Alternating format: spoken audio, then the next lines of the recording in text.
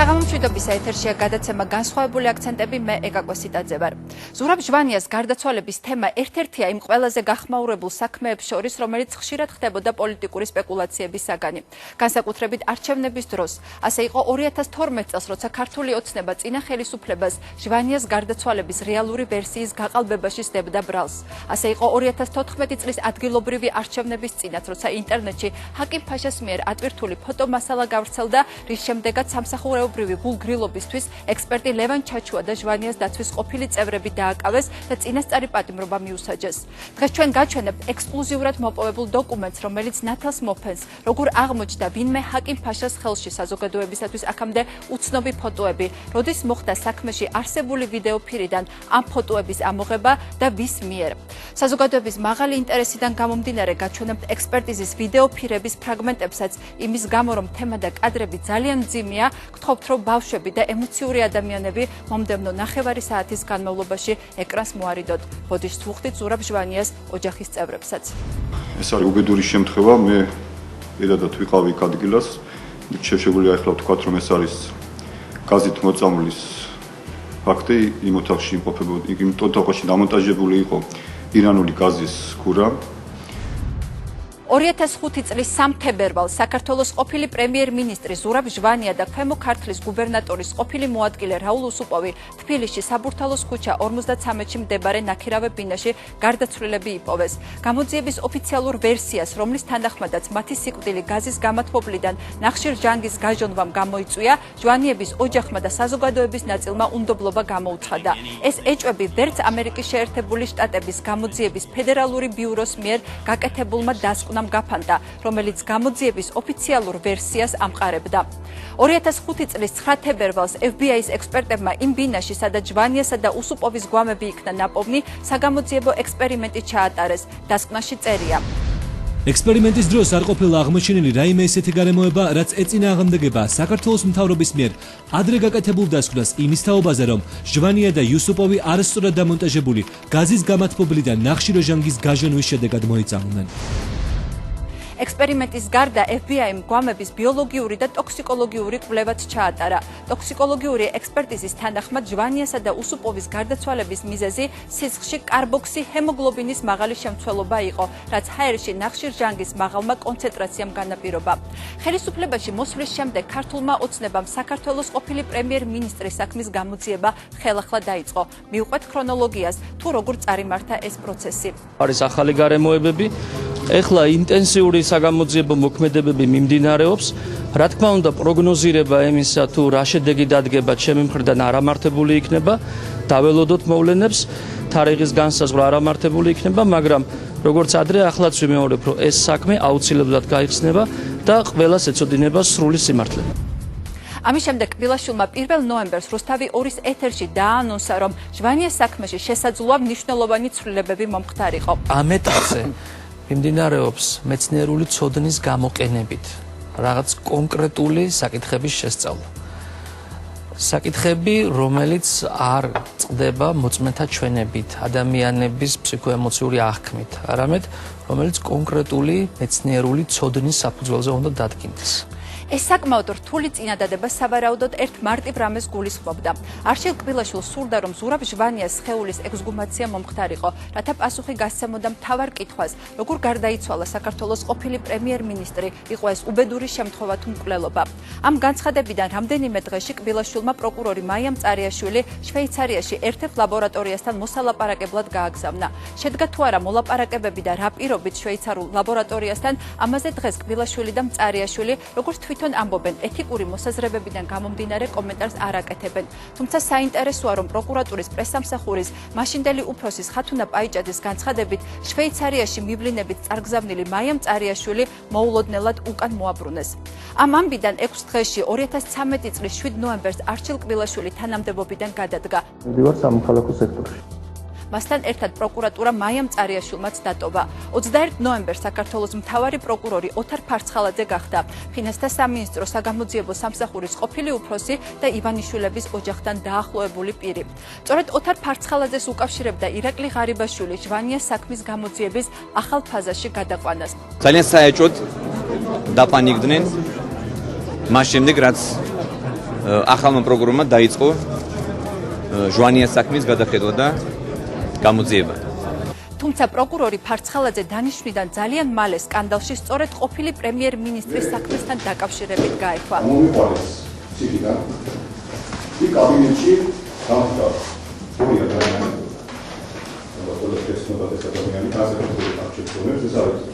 საქართველოს თავარი პროკურორი 17 დეკემბერს სასამართლოს ხდომაზე მერაბიშვილმა განაცხადა, რომ მას ღამით თვალები აუხვიეს და ციხიდან გაიყვანეს.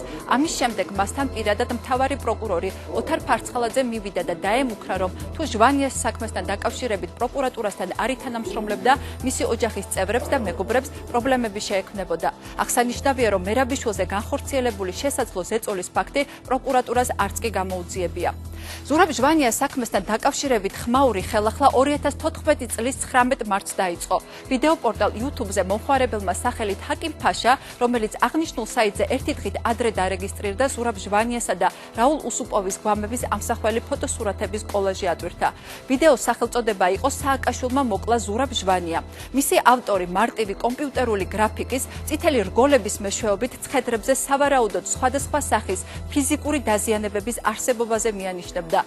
19 მარტსვე მთავარმა პროკურატურამ განცხადება გაავრცელა, რომლითაც ჰაკიმ ფაშას მიერ ფოტოსურათების YouTube-ზე ატვირთვასთან კავშირი უარყო, თუმცა იქვე აღიარა, რომ 2012 წლის არჩევნების შემდგომ ზურაბ ჟვანიასა და რაულ უსუპოვის გარდაცვალებასთან დაკავშირებული ვიდეო და ფოტო მასალა აღმოჩენილი იქნა ყოფილი მთავარი პროკურორის მურთაზ ზოდელავას სამუშაო ოთახში განთავსებულ სეიფში.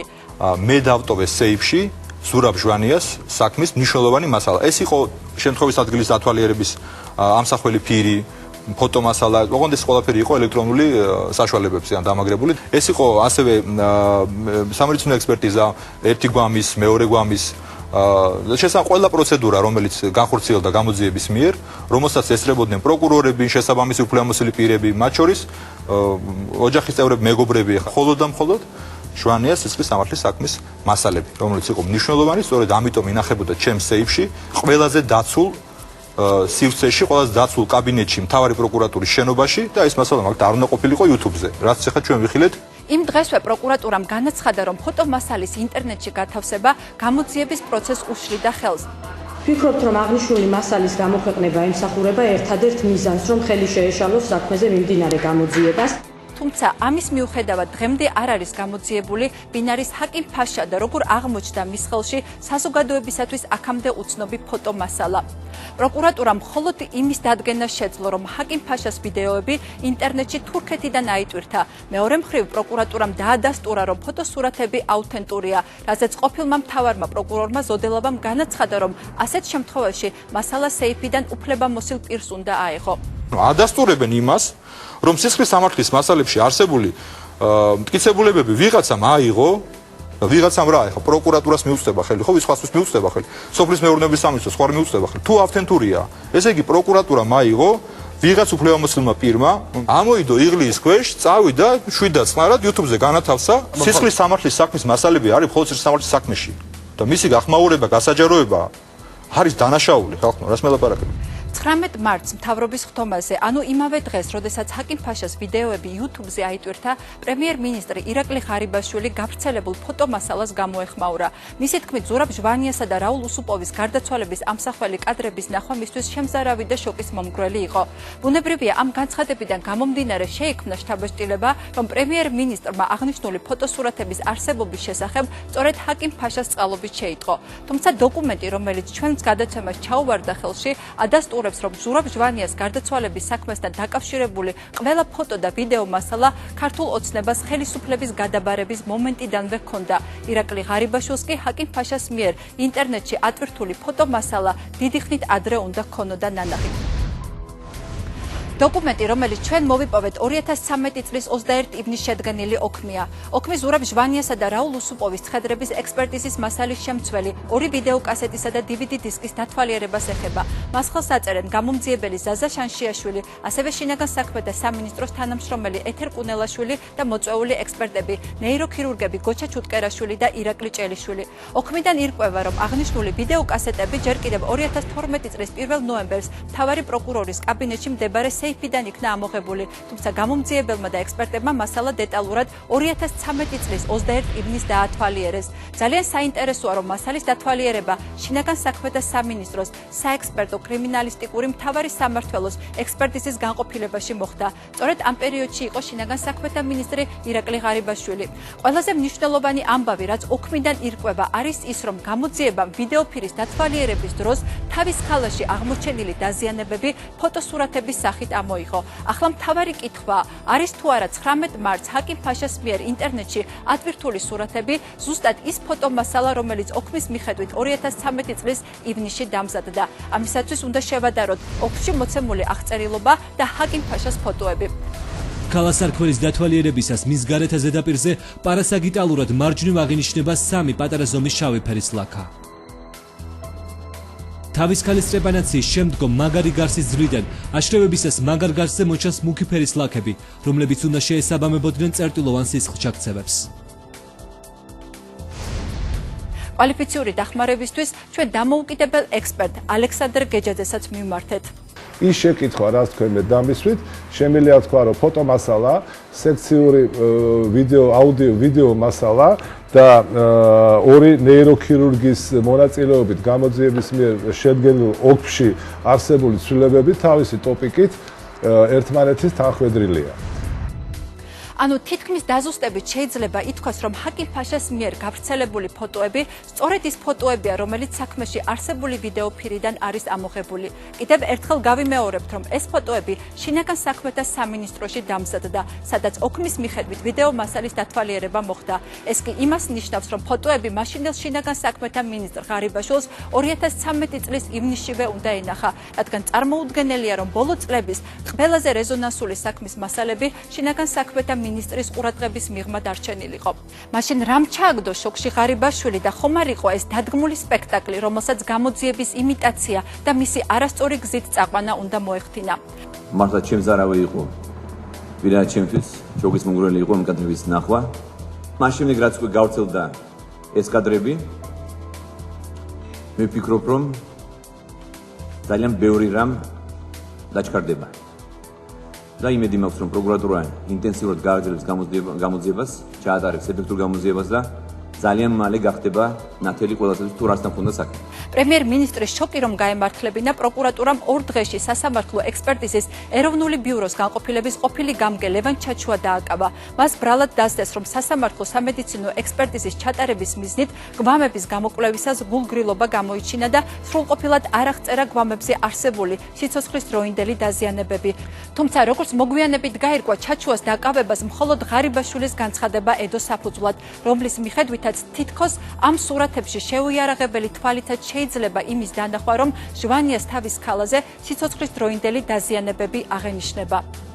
ზურაბ ჟვანიას თავის არეში აღენიშნება შეურაღებელი თვალით სერიოზული დაზიანებები, რაც ჩემი ინფორმაციით, რაც მე ინფორმაცია მომაწოდეს, ეს იყო სიცოცხლის დროინდელი დაზიანებები.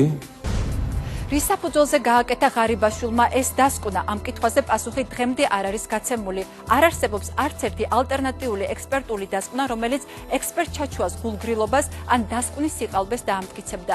ერთადერთი დოკუმენტი, რომელიც გამოძიების მასალებშია, სასამართლო ექსპერტიზის ეროვნული ბიუროს დასკვნა. იქ კი წერია: გამოძიების მიერ წარმოდგენილ დისკებზე დატანილ ფოტო და ვიდეო მასალაში არსებული გამოკვლევით ნაწილში მითითებული უბნები წარმოადგენენ თუ არა დაზიანებებს, აღნიშნულის დადგენა სასამართლო სამედიცინო ექსპერტიზას არ შეუძლია. ამდენად საკითხზე ზურაბ ჟვანიასა და რაულ იუსუპოვის გვამებს წარმოდგენილ ვიდეო კადრებში ხომ არ აღენიშნება სხვა დაზიანებები, რომლებიც არ არის ასახული სასამართლო სამედიცინო ექსპერტიზის დასკვნებში, ამ კუთხით მსჯელობა შეუძლებელია. იგივეს ამბობს დამოუკიდებელი ექსპერტი ალექსანდრ გეჯაძეც, რომელსაც 2013 წლის 21 ივნისს შედგენილი ოქმი და ვიდეოფირები ვაჩვენეთ. ცალსახა, რომ არც იმ ორ ნეიროქირურგს, რომელიც ოქმში ასე თქვათ ვიზუალიზაციას უკეთებენ ვიდეო მასალით აი ამ ცვლილებებს, ისინიც არ წერენ კატეგორიულად, რომ აქ შეიძლება იყოს დაზიანება. გამოთქვამენ ვარაუდს და ვარაუდი გამოიხატება შემდეგი სიტყვების ფორმულირებაში. კერძოდ ტოვებს შტაბეშტილებას ასე მსჯელობენ და უნდა იყოს. ყოველ შემთხვევაში ტოვებს შტაბეშტილებას და უნდა იყოს დაზიანება, ამით ბუნებრივია კატეგორიულად ჩვენ ვერ ვიმსჯელებთ. და კიდევ ერთხელ ხალხს უსმევ, რომ სასურველი იყო მიმაჩნია როგორც ექსპერტ მორფოლოგს, რომ ნეიროქირურგებთან ერთად აი ეს ვიდეო მასალა შეესწავლა ლევან სამხარაულის სახელობის სასამართლო ექსპერტიზის ეროვნული ბიუროს ექსპერტ მორფოლოგებს, თუნდაც დამოუკიდებელ სასამართლო ექსპერტიზის ცენტრ ვექტორთან ერთად. მაგრამ მე მიმაჩნია მაღალი ალბათობით, რომ ამ მასალის უკვე ასე ვთქვათ, უფრო დეტალური ჭრილში შესწავლის შემდეგ ვერც სასამართლო სამედიცინო ექსპერტები ვერ გამიჯნავენ და ვერ იტყვიან კატეგორიულად, რომ აქ ადგილი აქვს დაზიანებებს. აი ეს არის ქვემოთურზე არსებული დაზიანება, რაც დაფიქსირებული აქვს სახელმწიფო ექსპერტიზასაც, ლევან ჩაჩუას დროის პერიოდში გულისხმობ. ეს არის ასე ვთქვათ, ლორწოვანის ნასკრომი, შეიძლება ითქვას. თავისუფლოვან ნაწილზე აქ ვიზუალურად ვერაფერს მე ისეც ვერ ხედავ. ეს მოხდა სეპარირება რბილი ქსოვილების წარმოიწია წინ, აქაც რეალურად არაფერი არ ჩანს. აი ეს არის ქალასარქოლის ძვლები, სადაც აი ამ უბნებზე აქვს ლაპარაკი იმ ნეიროქირურგებს, აი ამ უბნებზე. ისინი ცალსახად ვერ ამბობენ ეს უბნები რას წარმოადგენს. ამაზე აქვს საუბარი, ასე ვთქვათ, იმ ორ მოწვეულ ნეიროქირურგს, რომ არ არის გამორიცხული, ან მიგვაჩნია, ან შესაძლებელია, რომ ადგილი კონდეს აი აქ გარკვეულ სიჩაქცევებს. მაგრამ ასევე ყურადსაღებია ეს გარემოება, რომ მაგარი გარსი ფარავს თავის ტვინის ნივთიერებას, აი ეს არის თავის ტვინის ნივთიერება თვითონ, ეს არის თავის ტვინის ნივთიერების ხვეულები, ეს ღარები გახლავთ, რბილი გარსი აკვრია ამ თავის ტვინის ნივთიერებას და აქ ცალსახად თვითონ თავის ტვინის ნივთიერებაზე ყოველ შემთხვევაში ამ მასალით რაიმე განსხვავებული ფერის, რაიმე განსხვავებული კონფიგურაციის საეჭვო უბნებს ჩვენ ვერ ხედავთ. თუ დამოუკიდებელი ექსპერტი და რაც მთავარია სასამართლო სამედიცინო ექსპერტიზის ეროვნული ბიუროს ექსპერტები ამბობენ, რომ არსებული ვიდეო და ფოტო მასალით შეუძლებელია მსჯელობა ზურაბ ჟვანიასა და რაულ უსუპოვის გვამებს, ხომ არ აღენიშნება სხვა დაზიანებები, რომლებიც ლევან ჩაჩუას დასკვნაში მოცემული არ არის, რის საფუძველზე ამბობს განათლებით საერთაშორისო ურთიერთობების სპეციალისტი ღარიბაშვილი, რომ ზურაბ ჟვანიას სიცოცხლის დროინდელი დაზიანება ჰქონდა და ეს შეუიარაღებელი თვალითაც კარგად ჩანს. სწორედ ამ კითხვების დასმა გვინდოდა დღეს გადაცემაში საქმის პროკურორისთვის რევაზ ნადოისთვის, რომელმაც ჩვენი ხანგრძლივი მცდელობის მიუხედავად ინტერვიუზე უარი განაცხადა. 23 მარტს ლევან ჩაჩუას წინასწარი პატიმრობა შეუფარდეს. სამართლებრივი კუთხით ესეც ძალიან უცნაური იყო, რადგან გულგრილობის მუხზე, რომელიც 2 წლამდე თავისუფლების აღკვეთას გულისხმობს, წინასწარი პატიმრობა თითქმის არ გამოიყენება. ამიტომ ჩნდება ლეგიტიმური ეჭვი, ხომ არ ემსახურება ექსპერტის წინასწარ პატიმრობაში ყოფნა ერთადერთ მიზანს, რომ პროკურატურამ ზეწოლის შედეგად მისგან სასურველი, ეგრეთ წოდებული აღიარებითი ჩვენება მიიღოს. თუმცა მიუხედავად ამისა, ლევან ჩაჩუა დღემდე უარყოფს ბრალდებას და ამბობს, რომ ყოფილი პრემიერ-მინისტრის სხეულზე არსებული ყველა დაზიანება ექსპერტიზის დასკვნაში ასახული აქვს, რასაც მის გარდა ექსპერტიზაში მონაწილე ყველა ექსპერტი აწერს ხელს. სხვა ექსპერტები ომარ ხარძეიშვილი და კახა ერისთავი, რომლებმაც ჩაჩუასთან ერთად დასკვნას ხელი მოაწერეს, ამბობენ, რომ გამოძიების დასრულებამდე კომენტარს არ გააკეთებენ.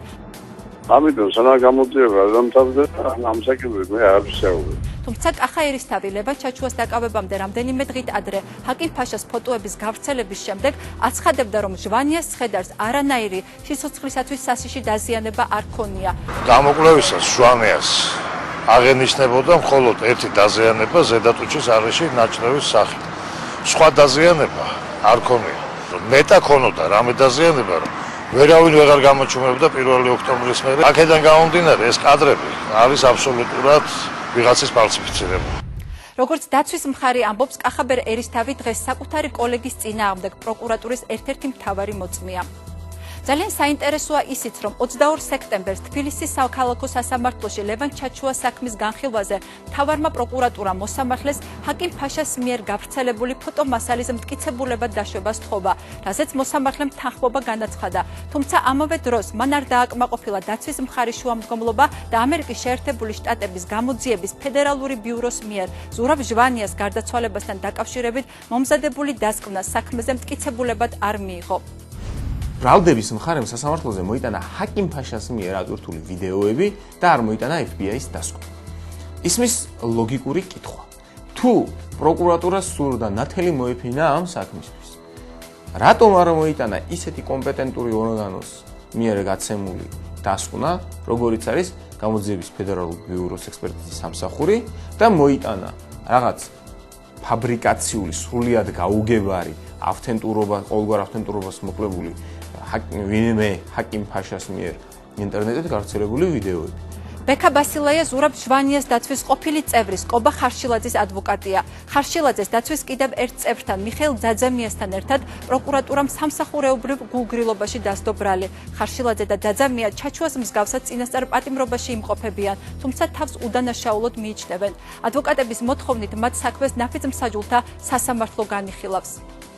კობა ხარშილაძე და მიხეილ ძაძამია ზურაბ ჟვანიას დაცვის ყოფილი უფროსი და დაცვის ყოფილი წევრი თავს ცნობენ აბსოლუტურად უდანაშაულოდ და ამის დამადასტურებლად ჩვენ ვთხოვთ მოცემულ საქმეზე ნაფიც მსაჯულთა სასამართლოს. თუ ზურაბ ჟვანიას დაცვის უფროსი და მის დაცვის ყოფილი წევრი მართლაც უდანაშაულოები არ არის, მაშინ რატომ გავწავიდოთ ამ რისკზე და რატომ ვთხოვით ნაფიც მსაჯულთა სასამართლოს. ამასთან ნაფიც მსაჯულთა სასამართლო იქნება იმის გარანტია, რომ საზოგადოებამ ერთხელ და სამუდამოდ გაიგოს სიმართლე და ის სიმართლე, რომელიც შეიძლება საკმაოდ მძიმე მოსასმენით აღმოჩნდეს, თუმცა საქმისადმი არსებული მაღალი საჯარო ინტერესიდან გამომდინარე, ჩვენ ამ სიმართლის თქმისგან თავს არ შევიკავით და ეს სიმართლე ითქმება. სიმართლე, რომლის გამჟღავნებასაც ადვოკატები სასამართლოზე აპირებენ, FBI-ს დასკვნის ის ნაწილია, რომელზეც წინა ხელისუფლება შეგნებულად არ საუბრობდა და რომელსაც ახალი ხელისუფლებაც ასაიდუმლოებს. ოჯახი ამ დასკვნას იცნობს. ჩვენთან დასკვნა არ გამოვყრეთ გასაგები მიზეზების გამო, იმიტომ რომ საქმე ეხება ადამიანის ბევრ ძალიან ხობა და ისეთ დეტალს. და ნამდვილად ჩემთვის ზურაბის სახელი იყო წმინდა თუ ვინმესთვის ეს არ არის ხელშეუხებელი მათ შორის ვინმე ოჯახის წევრის ეს მათი სინდისზე იყოს.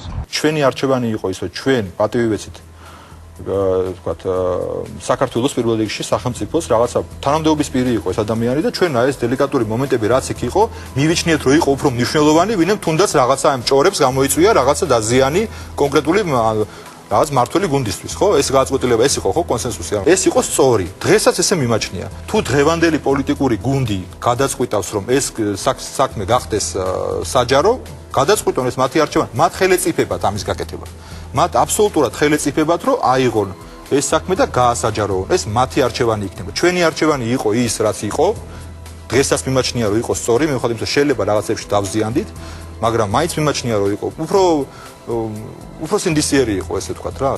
FBI-ს დასკვნა ჩვენც მოვიპოვეთ, თუმცა დელიკატურობიდან გამომდინარე, მას რა თქმა უნდა არ გავასაჯაროებთ.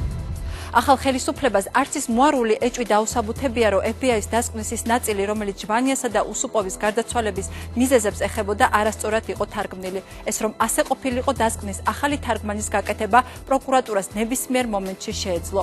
კიდევ ერთი მნიშვნელოვანი გადაწყვეტილება ცხედრის ექსგუმაცია, რომელიც ბოლო წლების მთავარ კითხვას გასცემდა პასუხს, როგორ გარდაიცვალა საქართველოს ყოფილი პრემიერ-მინისტრი, იყო ეს უბედური შემთხვევა თუ მკვლელობა.